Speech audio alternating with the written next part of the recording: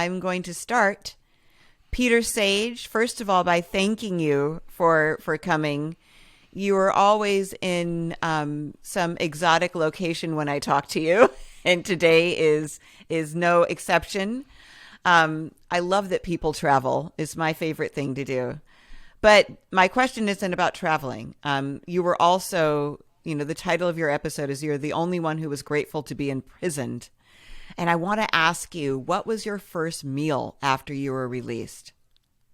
Oh, after I was released. Oh, wow. Yeah. Great question. Yes, I was taken to a local pub, English Uh-huh. pub, and I think I had steak pie and chips. Classic English Steak pub pie and meal. chips. Yeah. Yeah, Did you As much scarf it as you could down? get, I'm and sure. a pint of Guinness. Yeah. There you go. That sounds good. Yeah, that does sound good. That sounds really good. Were you dreaming about that? Were you fantasizing about it? It was certainly something that crossed my mind a few times. Yeah, while I was inside. Yeah. Yeah. Especially because you went so unexpectedly, and we'll get into that later. You didn't have time to prepare. But Right. thank you for that. I am Laura Cathcart Robbins, and this is the only one in the room. But I'm never the only one in this room because, as usual, my boyfriend, producer, and co-host, Scott Slaughter, who I call Hun, is here as well. Hi, honey. Hey, honey. So today, like I said, we are talking to Peter Sage. And so I'm going to tell you a little bit about him. Yeah, Peter, this is crazy. I know, right? Was Hmm. sent to the most violent prison in the UK as the only non-criminal prisoner. Instead of playing the victim, he chose to identify as a secret agent of change. He went from mentoring frustrated billionaires to transforming the lives of his prison inmates. He wrote letters to his supporters documenting his entire experience, which later became an award-winning book, The Inside Track, which I have my copy right here. That's him. Um, and let's see, Peter is a six-time TEDx speaker. Wow. Whose multiple number one best-selling books have sold over 150,000 copies in several languages. He shared the stage with high-profile people such as Sir Richard Branson, who just went into outer space, and former U.S. President Bill Clinton, and many others. So welcome, Peter. We're so excited to talk to you today. Now, I'm super excited to be here, Laura, and yes, it's amazing to actually say, yeah, I'm Peter Sage. Yeah, I'm the only one in the room that was grateful to go to prison. It sounds surreal. Right? it is, right? It is. Thank you for just stating that at the top because it's something that was difficult for me to absorb. Um, I start out by asking everyone how they identify. How do you identify, Peter? In terms of who I am, And who you are? Some people use pronouns. Some people talk about race or gender nice. or just their role in life. I'm a divine and guided soul who acts as an open channel to God's wisdom, a powerful agent of positive change who was born to reveal the greatness in others. Yes. Snap. There you go. I love it. And I love that they just rolled right off your tongue there. Hmm. All right. So you were the only nonviolent criminal in the UK's most violent prison. And then, so this is Yeah. what I just want to kind of set this up. Okay. January 2017, you were held in contempt of court for a civil matter, sentenced to 18 months. And you were sent to Pentonville, which is widely recognized as one of the most dangerous prisons in the UK. And in your book, The Inside Track, The Ultimate Guide to Conquering Adversity, you published 11 letters that you wrote and shared in real time with members of your coaching group. And the first one is called The Adventure Begins. The last one is called The Final Stretch. So, just briefly, I just want to talk a little bit about what your life looked like before you went in. I don't want to spend too much time there. But you said that you went from mentoring businessmen to transforming the lives of prisoners, right? Yes. So tell me a little bit about that.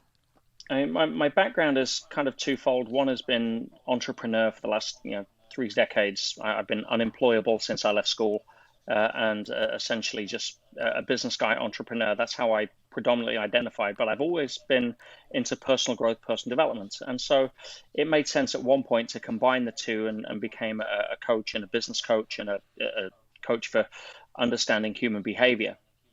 And as a result, I built a business around that. And at the time when I was founding Contempt, what happened was I was doing multiple six figures a month in revenue. I had 50 plus staff. I was top of my game. I was running some of the best seminars ranked in the world for my 3-day business school. And we were just about to really explode and scale. And it was an exciting time. It really was. And I had this pesky little civil action lawsuit that was kind of gnawing at me. And I literally turned around to my staff and said, hey, I've just got to pop into court next week and get rid of this BS that's been hanging around. And didn't expect the result that happened. Wow. How common is it for someone to be sent to prison for contempt of court in the UK? Exceptionally rare. And if it is, it's normally for a night or maybe a week if they really upset the judge. It's Right. Contempt is normally if you disrespect the court from the public gallery and shout abuse or something like that. And this case was kind of engineered by a multi-billion-dollar firm who should probably rename nameless as Hewlett Packard. And when it comes to when it comes to picking fights, don't pick a fight with a $140 billion company with a $100 million ruthless law firm behind it. They know how to play the game. And I didn't see it coming. I thought it'd get thrown out of court. I didn't give it any credence. I didn't understand exactly how the court system works. And I think many entrepreneurs will find out or already understand if they've walked that path, that litigation is a tool. It's got nothing to do with who's right or wrong. When it comes to business, litigation is a tool. It's a chess move on a chessboard. And they were very good players, and I got outmaneuvered, and they sold it to the judge, and I never came home. Wow. Okay, that's incredible. And so then it's the same, because here in the U.S., you would be sent maybe for a night or two if you were held in contempt, but not to prison. I've not heard of that. So if it's happened here, it's rare as well. You call yourself a secret agent of change, and in the book, here's what I was tripping off of. In your book, your demeanor, just like it is right now, is so remarkable, right? You're lighthearted, like almost feckless as you're walking in there. And you're so relaxed that as you're entering prison, people mistake you for an undercover officer or a copper, like you say. Yeah. So tell me about that. Tell me about you getting this sentence, which most people would be like completely in shock over, and then walking in there completely at ease or seemingly at ease. Well, I think you touched on a key principle, Laura, earlier about identity. How do you identify yourself? And from my side, it's important that identity is such a factor because it's the governing force in human behavior. How do we identify ourselves? And so when we do that, what happens is we choose who we see ourselves as. A vegetarian doesn't eat meat not because they have different teeth. A vegetarian doesn't eat meat because they identify as a vegetarian. The reasons they choose can be personal. But I knew if I identified myself as a prisoner, then that would immediately put me into victim mode, into resentment mode, into helplessness mode, anger, or all of that stuff. And it was pointless because you can't change what has already happened. So instead, what I did was I chose to become a secret agent of change. And that identity empowered me because I knew I was there for a reason. I've spent the last 25 years helping people. And I'm a great believer that you should be able to walk your talk. If you're a health coach, expect a health challenge so you can demonstrate that you know what you're doing. If you're a relationship coach, expect a relationship challenge so you can demonstrate that what you teach works. Otherwise, what's the point? So for me, I've spent 2.5 decades. I've worked alongside Tony Robbins for 15 years as an experienced trainer. If I can't be able to walk into a place where most of the people are in a place where they need that level of support. If I'm shining my light, why not shine it in the darkest place? I saw it as a gift. That's amazing. I love that idea that you're going to get challenged by the things that you put yourself into. Like relationship coach will be challenged by relationships. It reminds me of that thing where people say, like, you ask for patience and you get into a traffic jam on your way somewhere. Like you were immediately given not the tools to overcome it, but you're put in situations where you learn those tools. You're not given them. You have to learn them or go Correct. through them.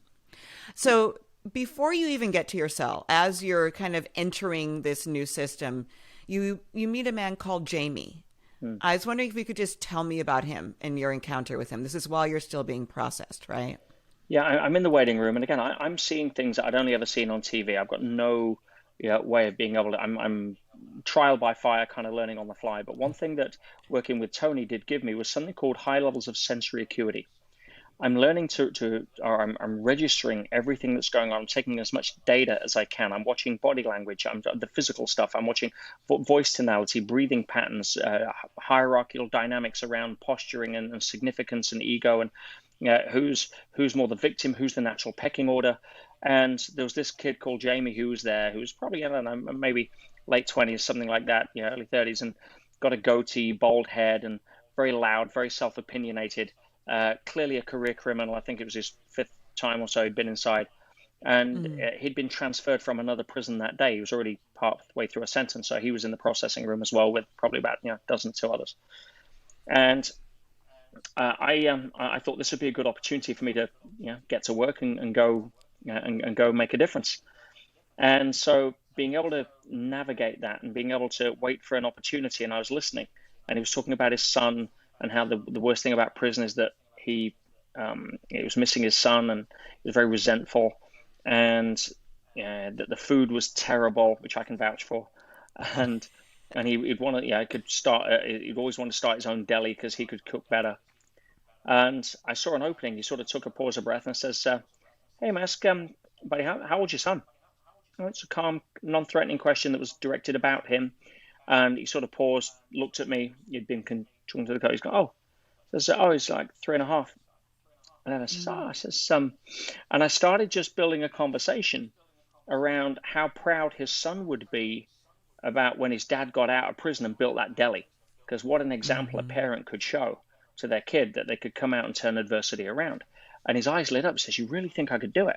I says, "The way you're talking about how passionate it is," and say, I'm sure the food would be a damn sight better than in here. And we started laughing, and then we just started chatting. And this is in front of 20-odd prisoners. They're all listening in as well, and I was being mindful of my language on how I could inspire other people by them listening in third party. And it was the first kind of intervention I'd done within an hour of being there. Well, there are so many things that are incredible about that encounter to me, but the first is that I'm just picturing myself. And, I haven't been in that situation, but I can only imagine that if I were in processing going into prison, I would be thinking about myself primarily. And if I were assessing anyone, it would be for threat. Anyone around me, it would be just threat level. Like, is this person going to hurt me? Is this person going to hurt me? And it sounds to me like you're walking in there thinking about everybody else and assessing them not just for threat level, but for how you can be of service, basically, or if there's an opportunity for you to be of service. Would you say that's correct? 100%. And it's not because I'm a capable fighter or I'm tough or anything like that. Far from it. It's because I had a belief that said I was sent there to serve. I was there for a reason, and if I'm there for a reason, the universe is going to take care of me. If I'm being put forward, I'm not there to horse trade. I'm not there to position. I'm not looking to jockey anybody's position out of the social hierarchy in the jungle of prison. I'm there to add value and ask for nothing in return.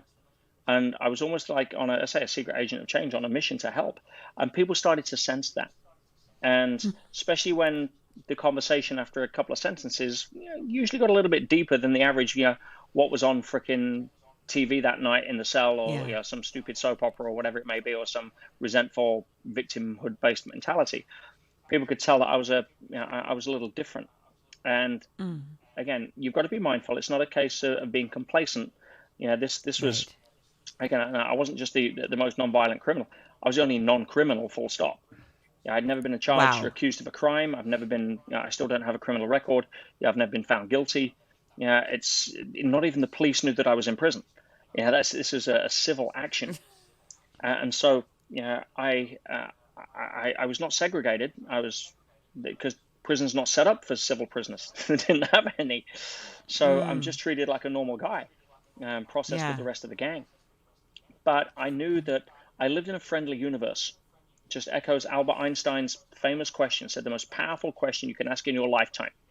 Yeah, not on a Sunday, not when you're bored, not after you watch Netflix, in your lifetime, is do you live in a friendly or hostile universe? Because that's a binary equation. And each of those two paths are going to lead somewhere very different. And one of them is a tunnel with no cheese.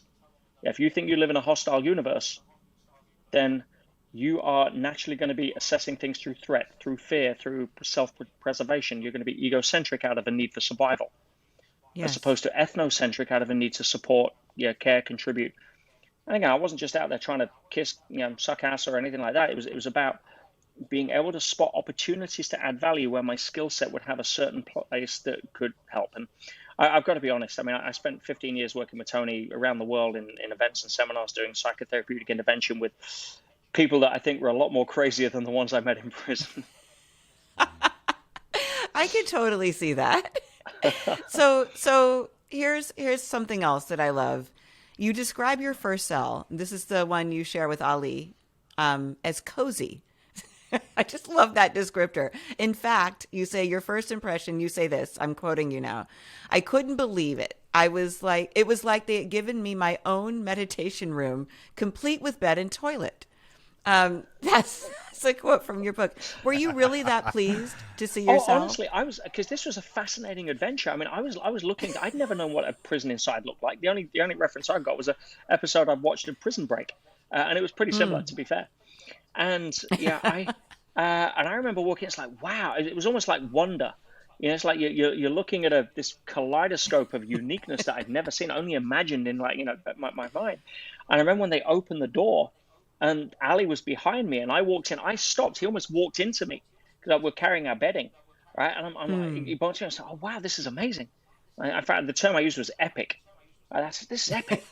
He's gone, what? Right? He probably expected there was a door on the other side we could escape from. Right. I know. Right. I've gone, they've given us our own meditation room with a toilet. the guy thought I'd lost it, thought I was nuts. And we were banged up together for 2 days before we were processed. I went on a Friday, and nothing happens over the weekend. So we just literally, we had 48 hours inside the room without even 5 minutes outside. And by the end of it, he was just so grateful. He's like, wow, I came to prison because clearly to meet you. And that was really heart touching. That showed me I was on the right track. It showed me that I wasn't this crazy fantasizing idiot that should have been prescribed some crazy pills. But I was there, and I was starting to make a difference, even for the first person that I shared a cell with. And that was before I was unleashed and being able to go to work with some of the prisoners. So it was positive reinforcement for the fact why I was there. And again, you can't fight what has already happened. That's futile. That's a fool's errand. You can only come to a place of acceptance, free up the energy that you were putting into resisting, and channel it into what's the next best move. And as you read in the first letter, I use the movie metaphor a lot. We star in the movie of our life. I know that because we're the only ones that are in every single scene of our own movie.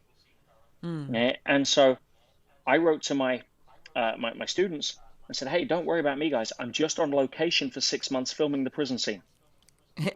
That's all.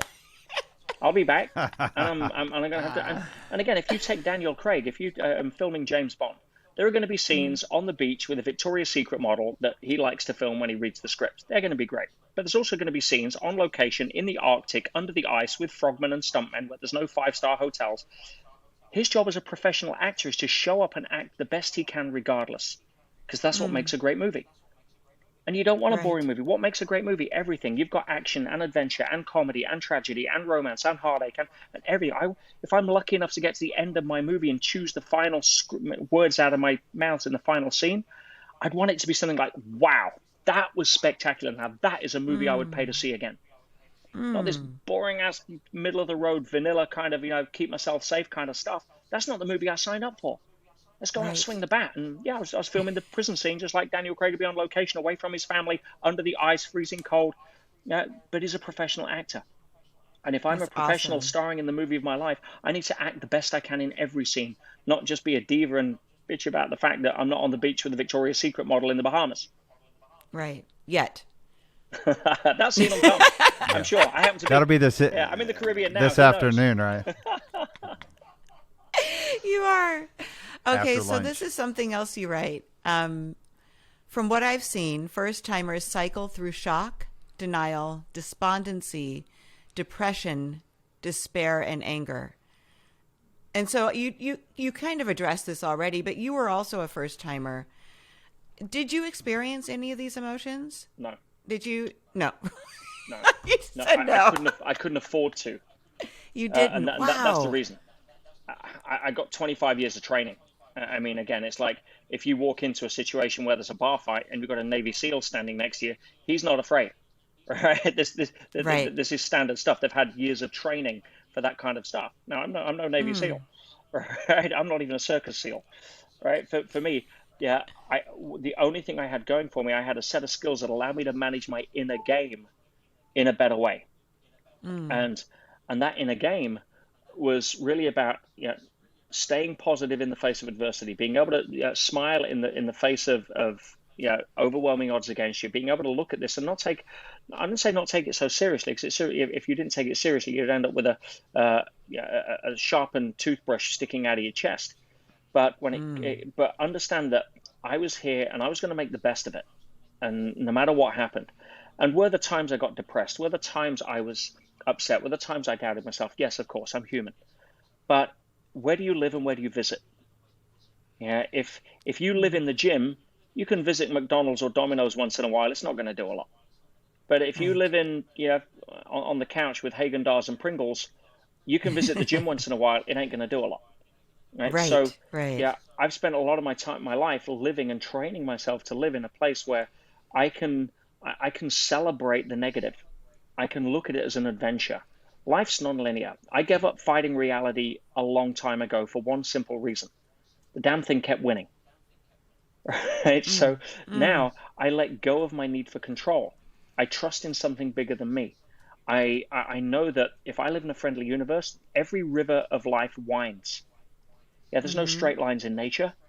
It doesn't work that. And I can honestly say that throughout the people I've worked with and coached and have taught this level of philosophy, if you've had something that's been traumatic, whether it's a divorce, whether it's a health issue, whether it's a business failure, almost overwhelmingly, 6 months to a year down the line, you look back and think, wow, thank goodness that happened. Otherwise, I wouldn't be doing this now.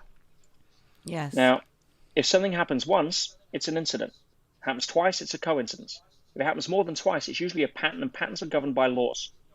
So if that is so consistent, then you know it's going to happen again. My question is, if you're faced with adversity and it seems like an overwhelming negative, 6 months to a year from now, you're going to look over your shoulder and think, wow, thank goodness that happened. Otherwise, I wouldn't be doing this now. My question is, why wait 6 months to say it? Yeah. Just because you can't see around the bend in the river doesn't mean to say you can't trust the current. I'm still stuck on where do you live and where do you visit. I've never heard that. I think that's brilliant, and it explains so much for me about my own life. And then everything you just said is what I try to do, which is align myself with reality. Like and that actually brings me to the next part of your book that I wanted to talk to you about, the section that floored me, that I was reading upstairs in our bedroom and ran downstairs to the kitchen and hijacked Scotty and said, you have to listen to this right now because you're not going to believe this. Is acceptance versus resistance. That was the section I'm talking about. So I ran downstairs and I'm like, this is incredible. You have to hear this. It is basically a gratitude list about being in prison. And so can you tell me what that is, like what happened, what it means, and what you learned from doing that exercise as you were sharing it with your students? Yes, and one of the things to remember is that gratitude and fear cannot live in the same room. Yeah, they're not good bedfellows.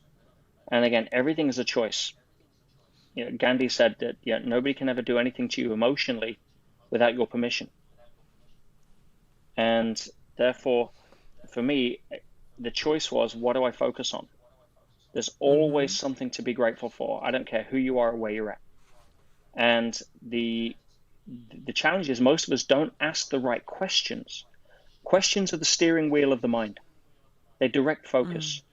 And most people are asking the wrong questions, which gives them the wrong focus, which triggers the wrong emotions, which then sends them down a story that they believe is reality. And so learning to ask better questions, such as, what is grateful about this that I have not noticed yet? What can I be grateful for that I haven't noticed yet? And for example, one of the prisoners I was with, Mark, he was a big lump. He was a violent guy. And, I spent 10 days plus with him banged up, and he would be, throwing chairs at the wall and screaming at the guards and threatened to smash the TV in my face if I disagreed with his victim story and all the rest of it. But one of the times I got through to him was that, he was upset because he'd been given 10 months for assault. And I said, what's the most you could have got? He says 3 years. And I said, well, here's a great contrast frame to try to interpret. Just play with me. I'll play a game of imagination. You may find it helpful because we can't do anything here. And no matter, that chair's going to break before the door opens, I can promise you. Right? So he got on and I said, imagine that you'd got 3 years. Or let's say you got 18 months. 18 months, and the judge had split it down the middle, which was what they, it was a big possibility. And your lawyer went in and said that, hey, to the judge, he's a good kid, it's first time, blah, blah, blah. And the judge says, something, imagine this was 2 days afterwards. I'm going to cut his sentence to 10 months from 18. And imagine your lawyer had come into prison this morning with some great news. Say, hey, listen, your 18-month sentence now 10 months. How would you be feeling right now? Same 10 months. And he kind of stopped and he processed. He goes, I'd be feeling pretty good about it. I says, well, right now, choosing to feel pretty good is the one thing that they can't take away from you, right? They can't imprison your freedom of choice as to how you feel. And that made a big shift for him. And we started getting on a lot better, and we started doing some in-cell workouts. He was upset about his weight and he was putting weight on. It was probably 230 pounds, something like that, about 6'3", 6'4". Big guy. And but it was about find out something you can be grateful for. How about being grateful for the fact the sentence wasn't longer, rather than moaning about it wasn't shorter? And I would have books sent in, and one of them was Man's Search for Meaning by Viktor Frankl, the classic. And I would say to people that read this book, and I challenge you not to cry with tears of gratitude that you're in Pentonville and not in Auschwitz. I took my students to Auschwitz. I taught them some energy exercises, and we went there because theory doesn't cover the price of admission to the higher levels of greatness. So we were in Poland for a seminar that I did, and I took my advanced students. I took them through some energy exercise on how to protect themselves, how to build almost what we call the human torus. And then I put them all on a coach and took them for a tour of Auschwitz, which, if you read on TripAdvisor, is probably the most common feedback, is that people leave there feeling like they've been punched in the stomach. I mean, the energy some are speechless for a day. When you get connected with it. And my students were able to walk amongst them and feel empathy and feel compassion, but not have it affect them to an extent where I was saying to them, I says, try on the coach on the way back, asking questions. I'm like, I want you to explain to me why and how somebody who would be friends living next door to somebody who was a Jew and they were a German, and you put an SS uniform on them and suddenly they become mortal enemies. What is the process that somebody goes through? Come, we're students of human behavior. Explain it to me. And they'd go through and look at it almost like from an observation, from a critical. What can we learn from this? How can we be empowered by that, not disempowered by just falling into a pit of despondency at the horrors that were attributed? And it was the same kind of thing. But sitting in Pentonville, I was so grateful that I had a bed to lie on. I was so grateful that I had the opportunity to go and give my gift to people that would never normally be able to see it. I've got a very limited skill set. I'm not a smart guy. I dropped out of school at 16. I couldn't spell MBA. I went and tried to figure out my own way in the world. The very limited amount of skills that I have, I was in the one place where I could use them, and that wow. I mean, that's grateful. Other people's graduation events are different. Some people it's their friend dying in their arms. Some people it's a stage 4 cancer diagnosis. Some people it's losing the love of their life to their best friend. Whatever it may be, we tend to get the graduation events that do play to our skills more often than not. And to quote Mother Teresa, she said, "I know God would never give me anything that I can't handle. I just sometimes wish He wouldn't trust me as much." Well, that was beautiful. And I have that passage open, and you said, after canceling 3 meditation retreats I booked to attend over the last 2 years due to schedule commitments and time pressure, life finally allows me to meditate in a place for several hours a day. Number 12 on this list is I get to deeply relax and unplug with no calls, no email, no messages or push notifications, no battery life, no schedule, and none of the usual constraints to worry about. Just really, reading it, I'm anxious for you in the beginning, and I'm expecting this kind of pink cloud you're on to dissipate and you land in hard reality and see things as they are. Even though I had talked to you and I knew that wasn't what happened, just in the reading of it, I still expected that to happen. And then, so as you continue, like you're buoyed in there. You're not just treading water. Like you seem to really be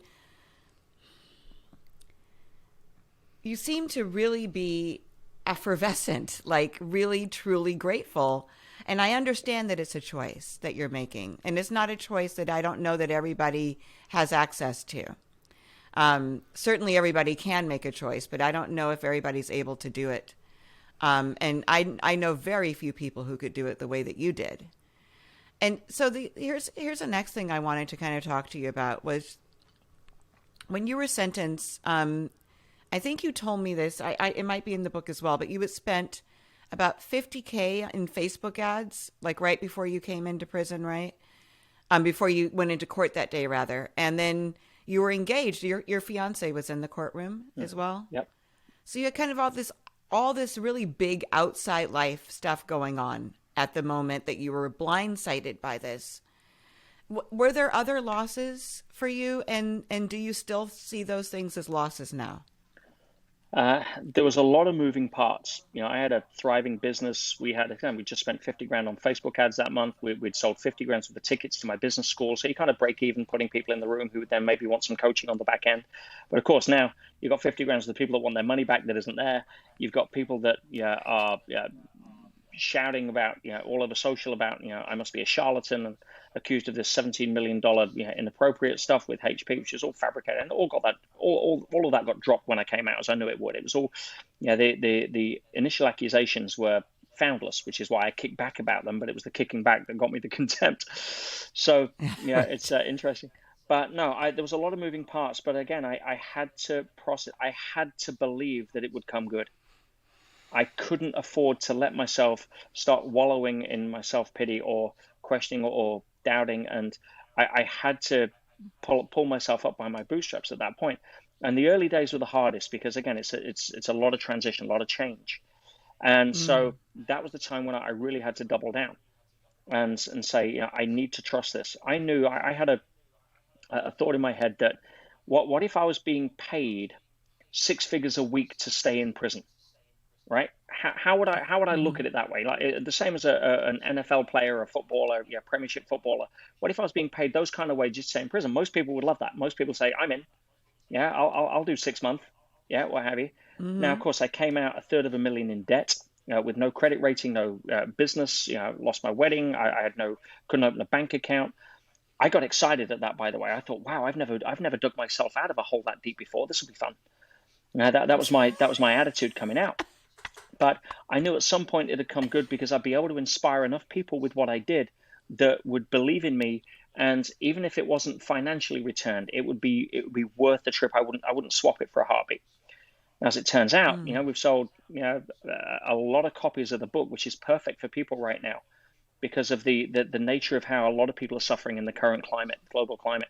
I couldn't have written a better tool set for people to adapt to being on furlough or lockdown or losing people or anything like that. It's the same skill set. just because I used it to deal with prison and a business loss and everything being pulled underneath me.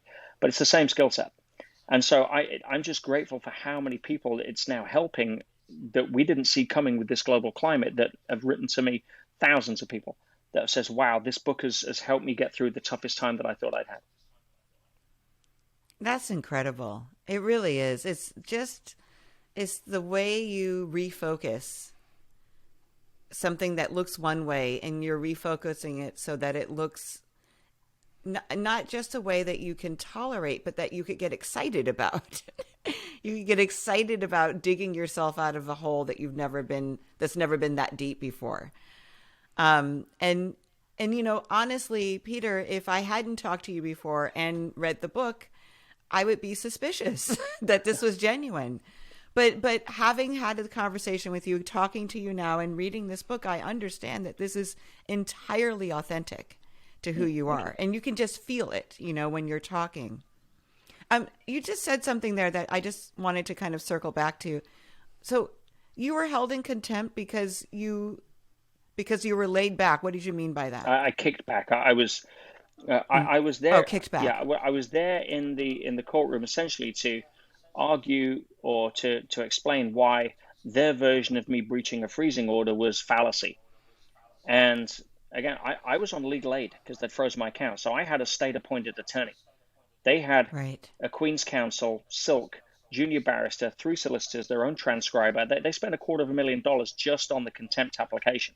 Yeah, which I got lumbered with. And it was insane.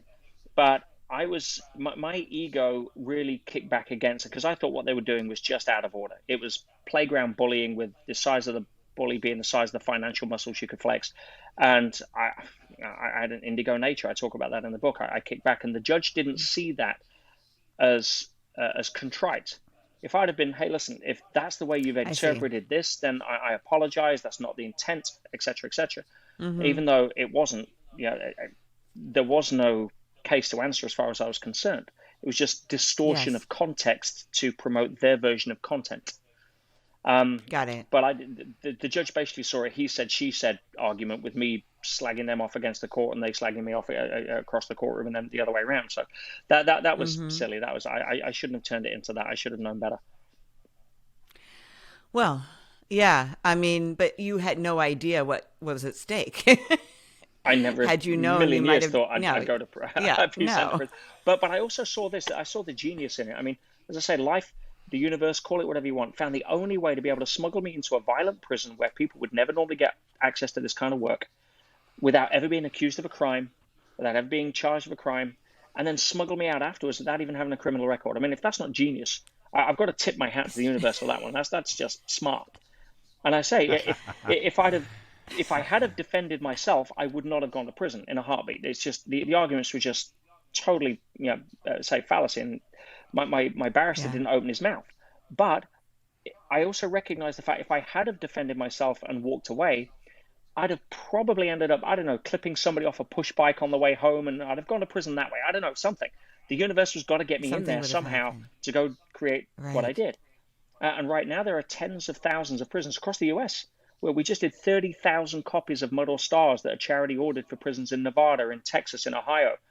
We've got copies of the book in libraries all over the world in different languages. It's been incredible to see the amount of lives that have been touched. I got an email today from somebody who wants to collaborate, that's head of corrections in another country, one of the prisons there. And just, again, I was a servant. I was able to go in and do, humbly what I tried to do. Could I have done it better? Probably.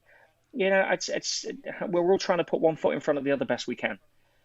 I just did the best I could with the resources I had.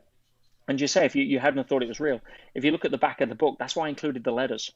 There's letters in the back of the book from the prisoners, from the guards, from the governors even, showing that what was created there. And that was nice. It was credibility. It was almost vanquishing the doubt that other people had. Because I'm like, hey, don't listen to me. I could write anything. I could have been on spice in there and crack or whatever, but write anything. But when you hear the guards and the governors and the teachers writing letters about what happened, then it gives it a little bit more credibility. It absolutely does. And they're photocopies of some of the letters. And some of them are, typed out, but some of them are handwritten. I actually planned to read one of them or part of one of them before we closed. I have two things more I want to talk to you about because I know we're running short on time. Sure. The first one is I just thought it was a fascinating story of you typing and copying your letters and getting them out while you were still there. Can you just quickly tell us what that was like? Well, the letters were for the inside track were not typed. Yes. They were handwritten, and I'd post them out. Oh, they were handwritten. They're all handwritten. Okay. Yeah, most of the book is completely Wow. handwritten because we don't have access to computers or anything. What I was able to Sure. use was the story that I wrote, Mud or Stars, which is what I won the award for, which was Yes. what was able to help so many prisoners by, and I got to type that up in class when nobody was looking. We actually got locked in a classroom when a teacher didn't show up, and a teacher had to go substitute and locked us in as protocol. Now, you never get left unattended in a high security prison.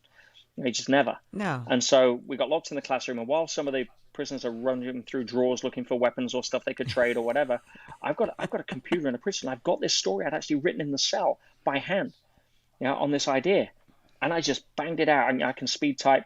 Thankfully, I banged it out. I printed 50 copies. I shoved it under my jumper, and when the teacher came back, I kind of smuggled it out and then started putting it under doors. Over the next 3-4 days, as this secret mailman, leaving it on notice boards and desks, and that's what started to create the movement. And again, as you know, it's called Mud or Stars, Incredible. after the old adage, Yes. two men sat behind prison bars, one saw mud, the other saw stars. And the key message is that your environment never defines you. It simply gives you the opportunity to define yourself. I love that, and I love mutter stars, and you were definitely stars, right? That's what you see. The last thing I want to talk about, because I know this is this is a story that stopped me in my tracks too. Tell me about stopping a prisoner from committing suicide in under 10 minutes. Wow. Yes, this was again another gift. I'd broken my foot through my own silly fault.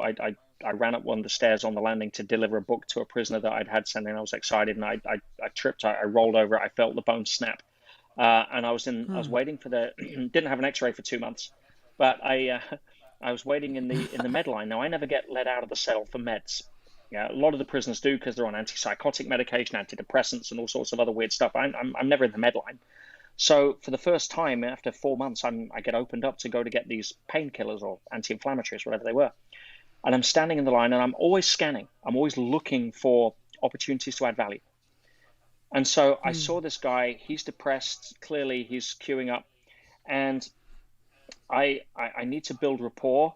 And I ask him, what's going on? He says, I'm here to get some stronger antidepressants because the ones I'm on now aren't working. I really want to kill myself. In fact, I think today's going to be the day. And a lot of people talk a good game, but this was different. And again, I'm registering. I'm looking for signs of significance, signs of a scream for help, signs that no, this seemed to be real. So I went to work, and I've got 10 minutes to stop this guy killing himself permanently. You can change anybody's mind in the moment. You can get anybody excited or enthusiastic or cheer him up in the moment. But when he goes back to his cell, which was on a wing I didn't have access to, so I'd never see him again. When he thinks the same thoughts, when he goes through the same circumstances he can't change or faces them, how do you stop somebody then wanting to take their life? Because suicide was quite common. Say we had 2 suicides in one day in prison while I was there. 3 deaths in 1 week, I think. And wow. I just went to work, and I break it down in the book. I know we don't have time to go into the full intervention here, but essentially you can't change circumstances, especially circumstances you can't control. He's in prison. His wife is upset. His new baby daughter's about to be born. His wife's blaming him. It's the anniversary of his dad's death, who was his best friend. He's just in a dark place. So how do you link the emotions that he's trying to escape to the actions he wants to take? And how do you open a door? Because with suicide, it's the same thing. All suicides, genuine suicides, not the ones that are trying to get attention or a scream for help. Genuine suicides are basically the place of learned helplessness, where they think it's the only way out of pain is to kill themselves. They turn left, there's pain, right, there's pain, forward pain, back pain. The only way out is to kill myself. And so, if you can provide a compelling future, suicides lack compelling future. That's it. If they have a doorway or a possibility of a compelling future, and that comes with meaning, and linking the scenario, like I did with Jamie, linking the scenario to showing his unborn daughter one of the best lessons she could learn in her life, which is how, yeah, we all make mistakes. We all go to prison. Yeah, or no, we all could go to prison or do dumb things or make the wrong mistakes, but to come out of it stronger rather than to kill yourself and basically send the message that, yeah, his unborn daughter was so insignificant that her father didn't even want to stick around to see her. And because he was linking suicide to redemption, to apology, to say how sorry he was. Yes. You slam the door on that pretty quick and link it to the fact it's the most selfish thing he could do, and it probably destroy his daughter's future, who would grow up with the same level of insecurity because her dad was never around because she wasn't worth it. Then all of a sudden you start opening a door for possibility, and there's a lot more to it. I break it down in the book, the language patterns, the sentence, everything. Yes. But yeah, that was something that I've had a lot of feedback on from people coming to terms with their own parents' suicides and understanding it for the first time as well. Well, you do break it down in the book. It's such a beautiful story, and it's not just because. It's not necessarily because you're able to engage him in this way, but just the emotional transformation of someone who sees that the selfishness of that, but not just because it's selfish. I don't know if I'm saying it the right way. That this is an opportunity, like you said in the beginning, for change. That I can look at this differently, and this is something that I don't want to speak about lightly at all. And I know that, when we hear this interview, as people are hearing this interview, is actually Suicide Awareness Month, Suicide Prevention Awareness Month. And that's why I really wanted to end with this last bit about what you did there. Because so many people don't know what to say to someone who is struggling. So many people have used the same platitudes, or they stay away because they're scared. They want to say the wrong things. They say the wrong things, or they can't handle it. And when people read this book, and they should read, obviously all the way through, and they see that story, they will have tools that I have the tools now. I feel like I am more equipped to be able to help someone in that situation because of it. So thank you so much just for being so candid in your book and writing about all these really vulnerable things, but from this place of humility that just, it feels like you could be really arrogant and proud of all this stuff, but you write about it from this really beautiful place of humility. It makes it so accessible. It really does. Thank you, Lloyd. I appreciate it. It's wonderful feedback. Yeah. And then I just wanted to read, I had a page marked. Let me just find it. Just a little bit. Now, this is in handwriting, so forgive me as I might stumble through it a little bit. This is one of the letters that was written on your behalf. And let's see, it's from Edgar, which is on page 272 of the book. He says, "My name is Edgar. I have spent 11 years in prison, and at times I felt down and institutionalized. I met Peter in the gym, where he'd been organizing a rowing competition organizing a rowing competition for the inmates. He has helped me in my rehabilitation by reminding me of my value and self-worth. I have also witnessed him a potentially dangerous situation. Disarm. Yeah. A potentially dangerous situation between two inmates and turn it around into a positive situation. Whenever I need a shoulder to lean on, Peter always has time for a chat. My experience in Peter has been, Peter. My experience in prison has been enriched because of him. I wish him all the best in the future, and a great pleasure to have met him. Yours sincerely, Edgar.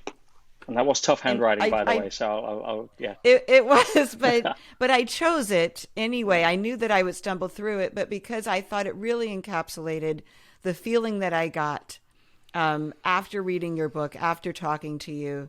There are many, many more letters in there. Like I said, some of them are typed out, much easier to read, but I really wanted to read that one because it felt like it told the journey that you've just described to us, but from the other side. So the book is called, let me see if I can hold it up so you can read it. There we go. It is called The Insight Track, The Ultimate Guide to Conquering Adversity. And it's available everywhere, right, Peter? Well, I actually prepared a little gift for your viewers, Laura, if you don't mind, whereby, again, I'm trying to get this out to as many people as I can. And yeah, you can go to Amazon or Barnes & Noble and pay $24.95. But I prepared there's a little site called getpetesbook.com/Laura. Okay. And if your readers or listeners or watchers go there, then I'm giving it away just for the cost of shipping. And I actually lose $2 every book that I send out, but I've got it costs me about $12. I think I'm asking $10, and I'll print a copy for you and I'll send it to your door on there. But give me $10 towards the shipping, and I'll stand for the rest, and you don't have to go to Barnes & Noble. And that's a thank you from me to try to get as many people a copy of this as possible, because it's making such a difference to so many, and that's why I'm here. That is incredible and very in keeping with the man that I now know you to be. So thank you, Peter. Tell me, where can people find you? I'm easy to find. Again, petersage.com is my website. If you want to follow me on Instagram, I put a lot of value out there as much as I can at petersage007. And there's a lot of stuff on YouTube. I obviously have some programs that range at different levels for people if they want to take it a little further, but I try as much as I can to put as much value for free content out of there, or say even giving the book away to try to help as many people right now, because that's what's going to get us through this current situation globally is more people trying to become the best version of themselves, more people becoming the example, not the warning. And I think together we can all learn from the road that I travel as much as other people can learn from the roads that you individually travel. And if we can do that and make the world a little bit better place, then that's why I'm here. Beautiful. Oh, wow. Thank you so much, Peter. No, my pleasure. Yeah, thank you, Peter. Hi, I'm Peter Sage, and I am the only one in the room who is grateful to go to prison.